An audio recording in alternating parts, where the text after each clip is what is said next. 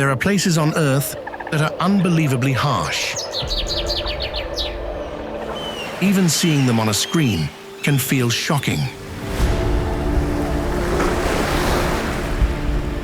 Life there looks almost impossible, and it makes you wonder, who would dare to live there?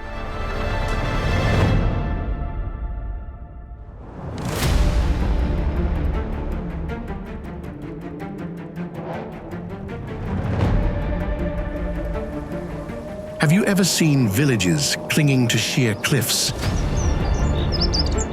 While small communities endure the biting cold in places where the line between life and death can sometimes be just a single misstep away.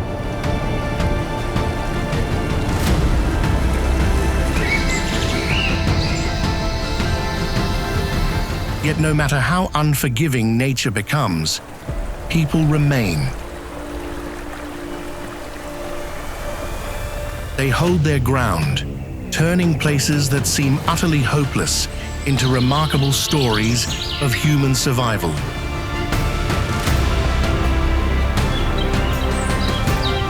And now, we're about to explore 10 of the most extreme places people live on Earth. Locations that, by the end of this journey, may completely redefine what you thought the limits of human endurance were.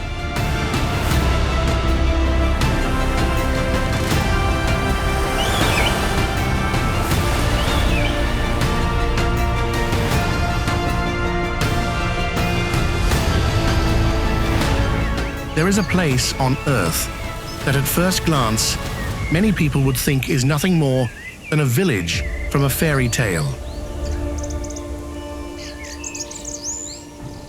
Amid the cloud-covered mountains of Flores Island in Indonesia, enormous cone-shaped roofs stand in a circle.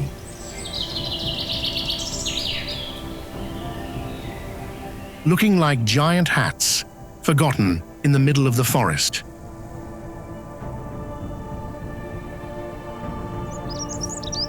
This is Wae Rebo, a village located about 1,200 meters above sea level. The village has only 7 traditional houses called Mbaru Nyang, each nearly 15 meters tall.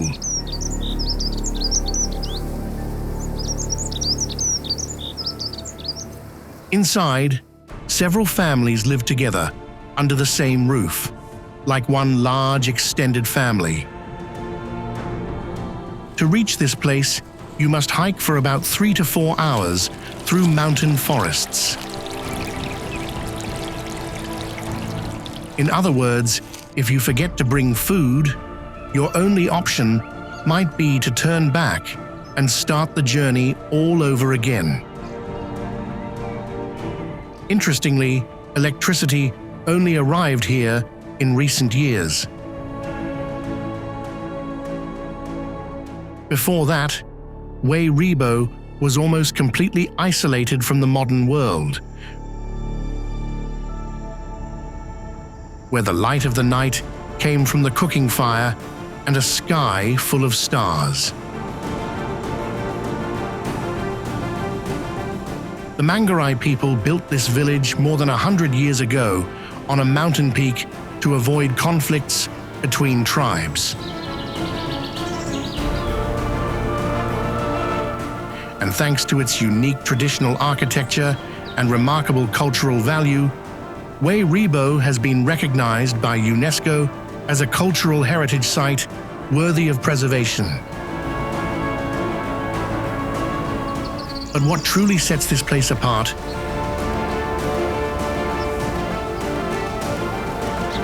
is the scenery. Every morning, clouds rise from the valley and drift over the entire village. From a distance, Wae Rebo looks like a small island, floating in a sea of clouds. And perhaps the most intriguing question is this: would you have the courage to live in a place where Every morning when you wake up, it almost feels like you're already in the sky.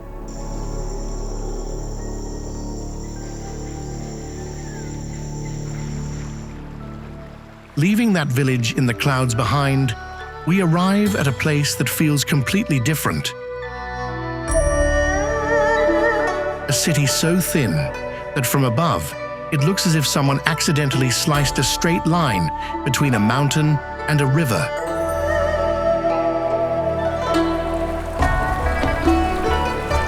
That place is Yanjin.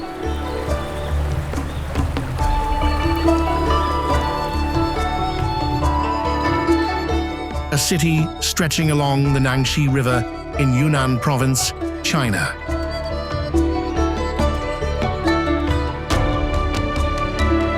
What makes it truly remarkable is its size. Yanjin is considered the narrowest city in the world, with an average width of only about 30 to 300 meters.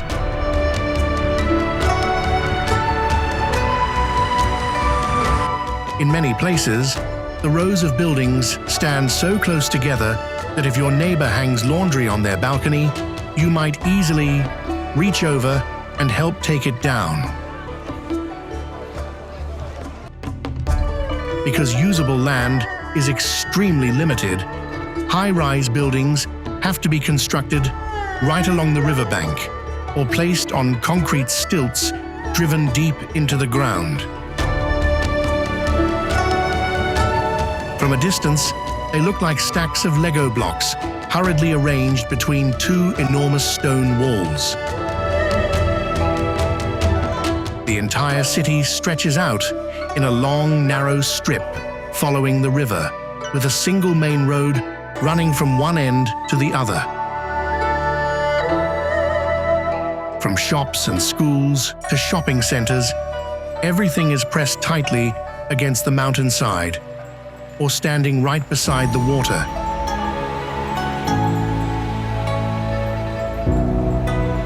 As if nature were saying, "Sorry, this is all the space there is." And yet, what's truly astonishing is that more than 100,000 people live here every day. They carry on their lives amid the risks of flash floods, rushing down from upstream, falling rocks from the cliffs, and an urban space that has almost no room left to grow. In other words, while many cities around the world worry about traffic congestion, Yanjin may have a very different concern: how an entire city manages to exist within a narrow crease of nature.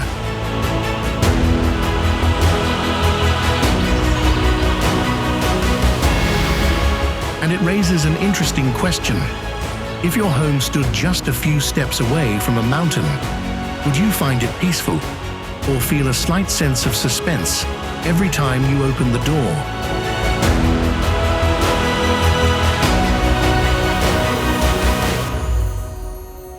If in the previous city, houses built right against a cliff were already enough to make people dizzy, then on Lake Titicaca, things become even more fascinating. Here, people live on islands that can actually drift away at any moment.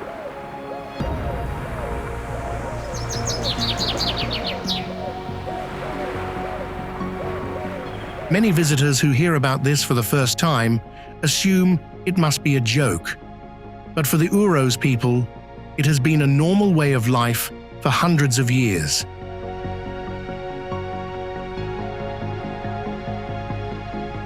Lake Titicaca is considered the largest lake in South America and sits at an altitude of about 12,507 feet, 3,812 meters above sea level.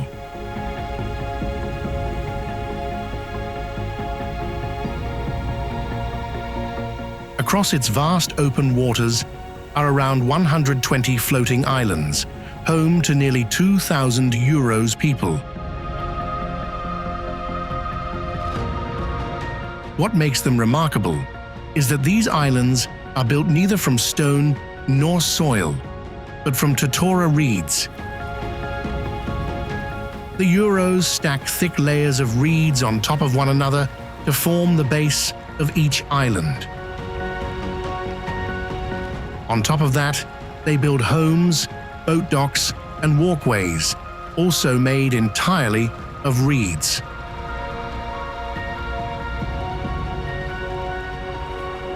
From a distance, the whole village looks like a giant woven mat floating on the water.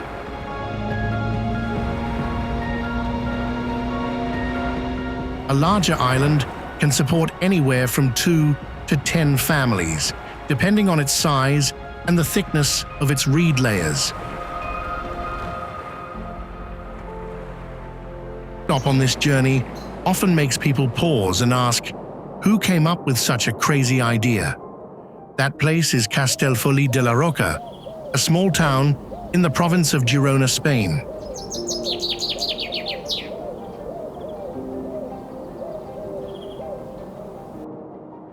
The village sits dramatically atop a basalt cliff, about 50 meters high, formed from ancient volcanic lava. The entire settlement stretches nearly 1 kilometer along this narrow ridge of rock. From a distance, it looks like a massive stone ship stranded on the edge of a cliff. This tiny town has fewer than 1,000 residents, living within an area of less than 1 square kilometer. Almost the entire village revolves around a single main street. On both sides of the road stand dark, volcanic stone houses, many of which date back to the 18th century.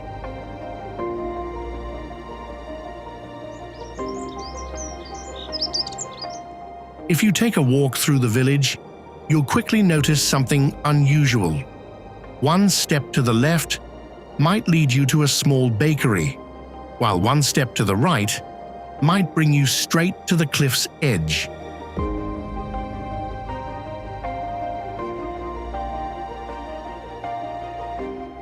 Castellfollit was first established during the Middle Ages and has been rebuilt several times after wars and natural disasters.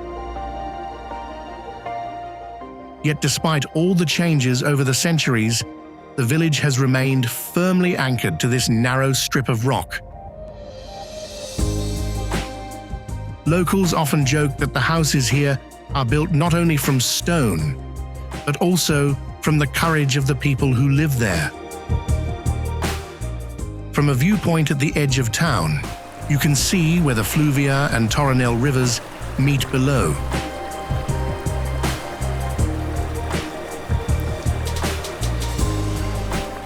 Over thousands of years, these two rivers slowly eroded the softer soil around them, leaving behind the sheer basalt wall on which the village now stands. In a way, it feels as though nature itself carved out a giant balcony for people to build their town upon.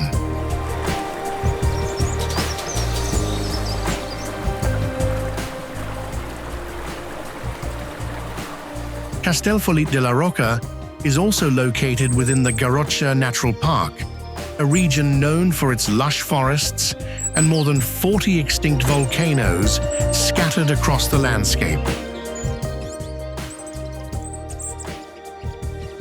The scenery here is so breathtaking that many first-time visitors momentarily forget that they are standing on the edge of a towering cliff.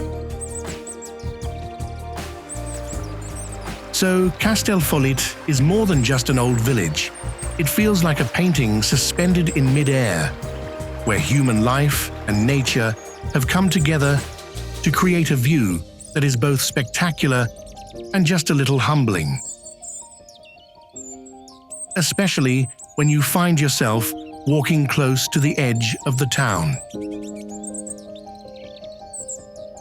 Have you ever heard of a town where death is almost forbidden?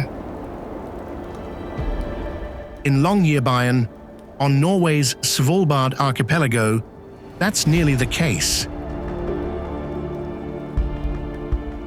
This is one of the northernmost communities on the planet, where permafrost keeps the ground frozen solid all year long.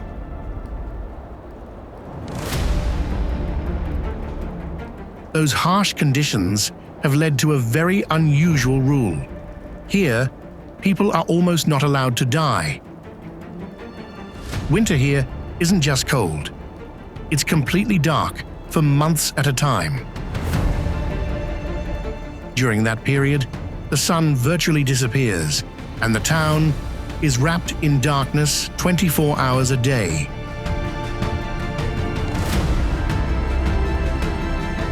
If you think winters where you live feel long, Longyearbyen is like Earth's version of an endless winter.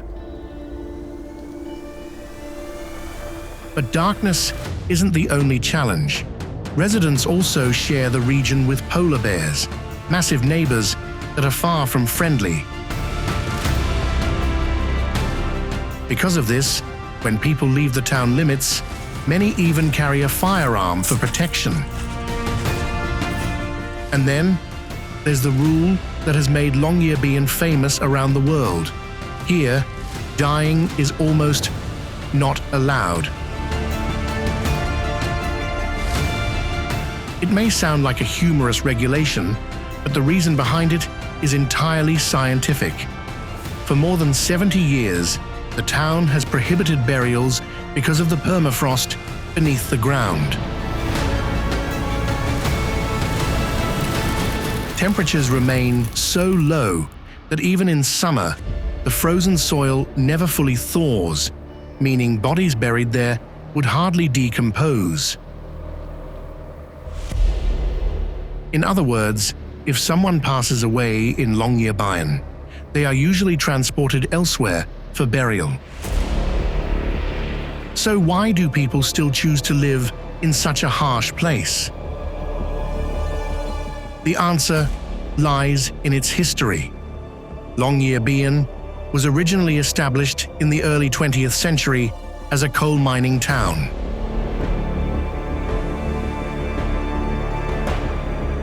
Over time, it evolved into a center for Arctic scientific research and a gateway for polar expeditions. Today, Longyearbyen stands like a human outpost in a frozen wilderness.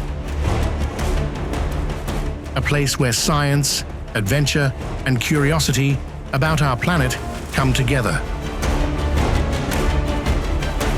And although it's cold, dark, and filled with polar bears, the residents live their lives much like anywhere else.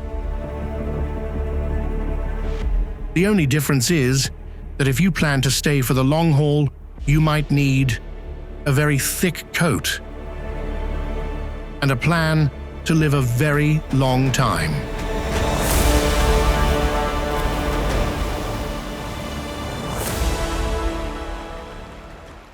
After leaving the icy lands near the Arctic, we arrive somewhere completely different, Iquitos, a city deep in the heart of the Amazon rainforest.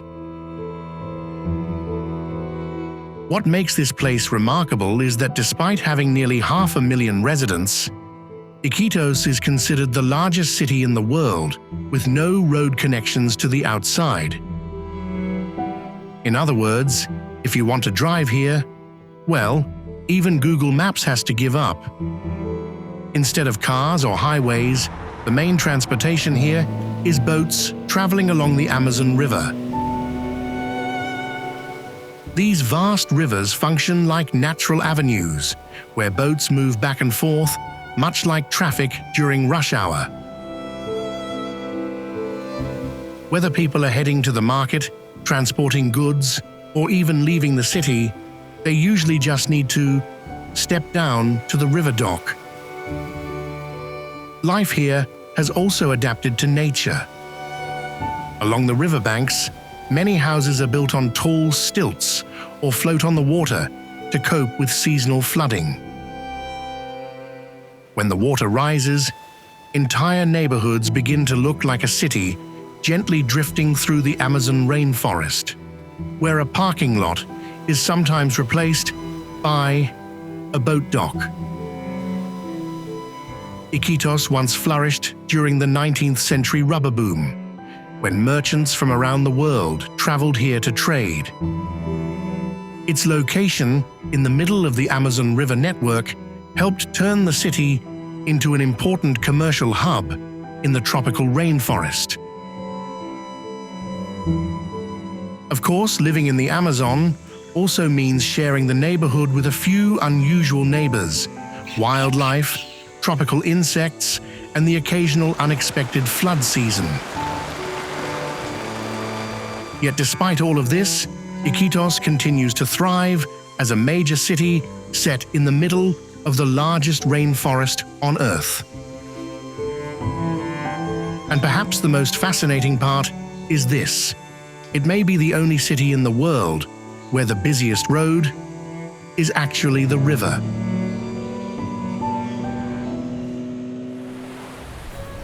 Leaving the floating city in the Amazon rainforest behind, we arrive at a place that looks as if it stepped straight out of mythology. In Greece, often called the home of the gods, there stands a remarkable sight that makes many first-time visitors rub their eyes more than once just to make sure. It isn't a photo montage. This place is Meteora, a famous complex of monasteries built atop enormous sandstone pillars, rising up to about 400 meters high. The name Meteora in Greek means suspended in the air, and the name could not be more fitting. From a distance, the monasteries look like small houses, somehow left hanging in the sky after a powerful gust of wind. These monasteries were built beginning in the 14th century, when monks sought safe refuge from raids by Turkish pirates. Their solution was rather definitive. They moved straight to the tops of the towering rock pillars. In other words, anyone hoping to disturb them would first have to climb a sheer rock wall, nearly as tall as a building more than 100 stories high. Constructing Meteora at that time must have felt like an impossible mission. Building materials were hauled upward using rope ladders and pulley systems, and every trip was a test against gravity itself.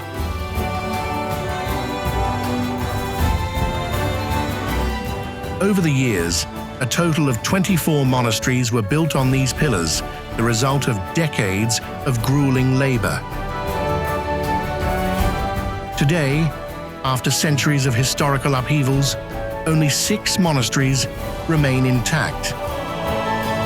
Each monastery is home to just a few monks, who spend most of their time in quiet reflection and prayer, living almost entirely apart from the world below.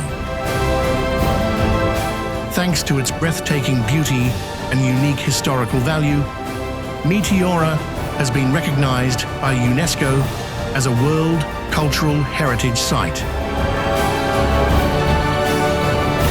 And when people stand looking up at those tiny monasteries perched atop massive stone pillars, many share the same feeling.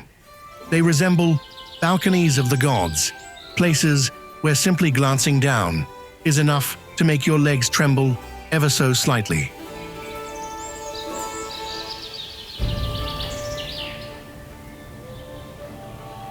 If many places around the world build upward to get closer to the sky, in Coober Pedy, people do the exact opposite. They dig their homes underground.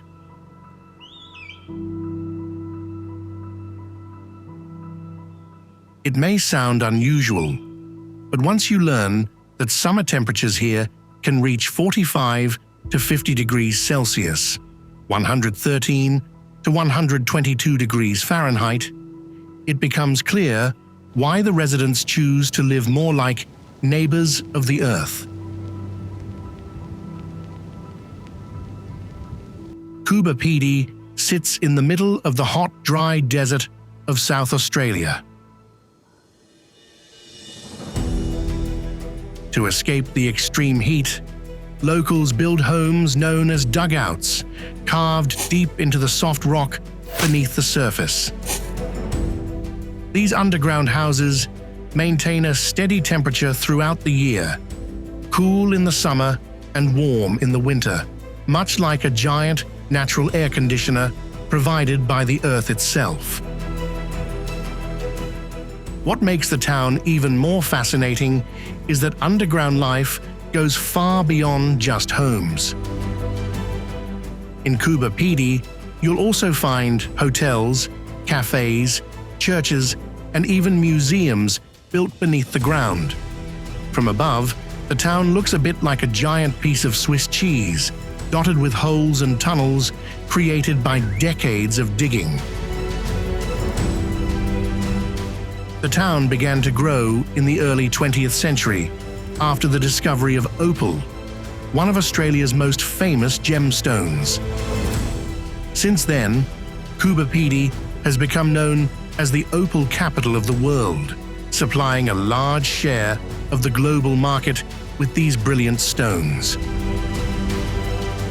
Today, despite being surrounded by a harsh desert landscape, Coober Pedy remains home to thousands of residents. And while Meteora is known as a place where people built homes high among the clouds, Coober Pedy feels like a city that chose a very different solution to the sun: simply living beneath the ground.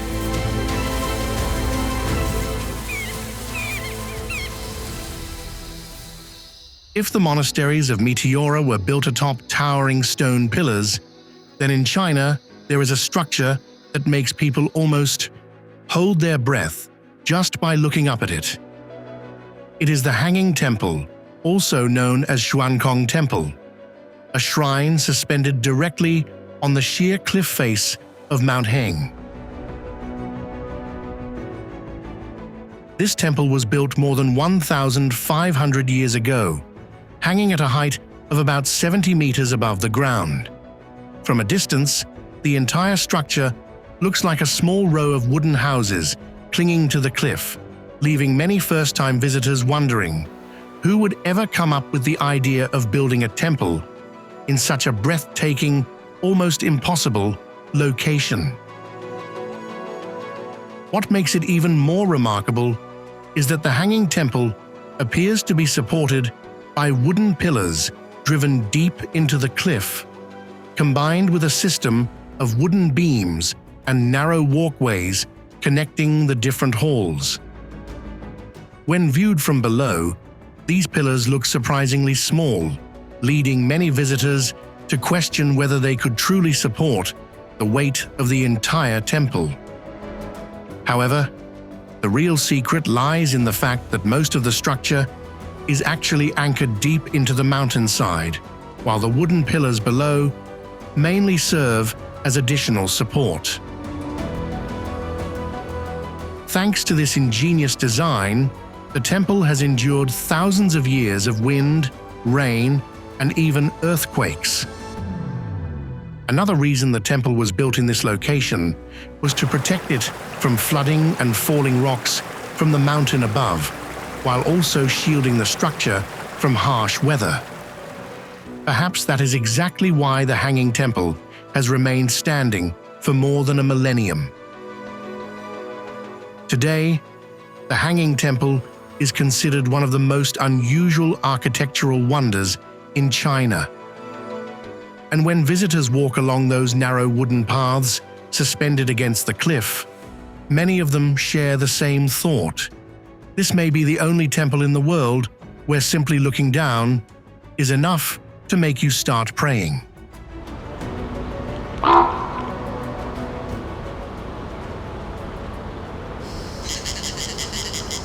After the cliff-hanging temples of China, we arrive at a place even stranger, a village nestled inside the mouth of a volcano. This is Aogashima, a small island in the Pacific Ocean. located about 350 kilometers from Tokyo. The entire island covers only about 6 square kilometers and has a population of just 160 to 200 people. What makes this place remarkable is its extremely rare geological structure, a large volcanic crater surrounding a smaller crater inside it, a phenomenon known as a double caldera. From above, Aogashima looks like a gigantic bowl rising from the ocean, and at the bottom of that bowl lies a tiny human settlement. Life here is almost entirely self-sufficient. Residents grow sweet potatoes, vegetables, and tropical fruits, fish in the surrounding waters, and even use geothermal heat from the volcano for cooking and warmth. The island has only one school, one post office, and a small store, just enough to serve this small but close-knit community. So why would anyone choose to live in a place that sounds a little frightening? Most of today's residents are descendants of families who have lived on the island for generations. After a major eruption in 1785, the population once evacuated the island, but several decades later they returned because it was the homeland of their ancestors. In addition, the volcanic soil is fertile, and the surrounding sea is rich with fish, making it possible to sustain life there.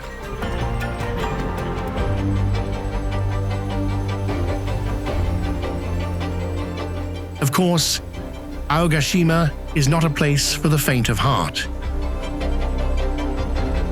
The entire community lives inside an active volcano. The island is frequently struck by powerful Pacific storms, and if a major eruption were to occur, escape routes would be extremely limited. Even getting there is difficult. Only helicopters or small boats can reach the island, and when the sea is rough, Aogashima becomes almost completely isolated. For that reason, Aogashima is often described by a name that is both unsettling and fascinating: the most dangerous village in the world, where people live inside a sleeping volcano. And when you see it from above, the sight is almost unbelievable. An entire small community living peacefully at the bottom of a giant bowl in the middle of the ocean.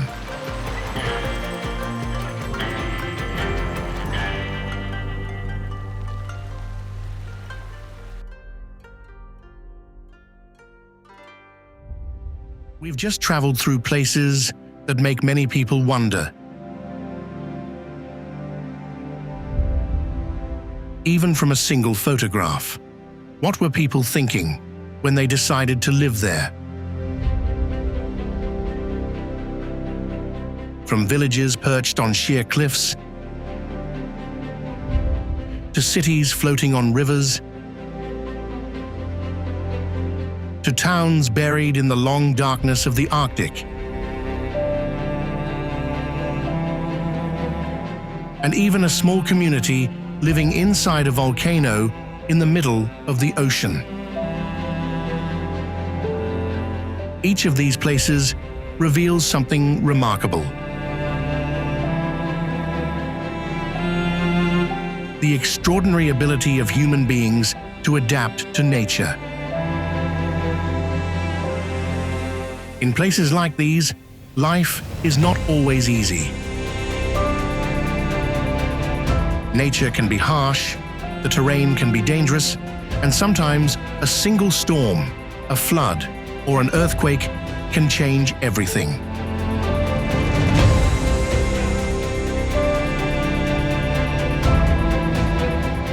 Yet even in those challenging conditions, people still find ways to survive.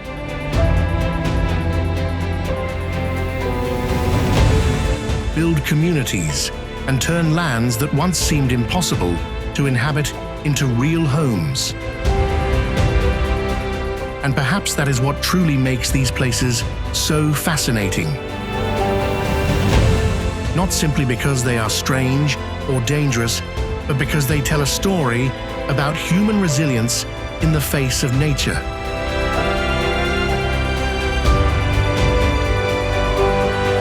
So what about you? Of all the places we've just seen, which one surprised you the most? And would you dare to try living in one of them, even if it were only for a few days?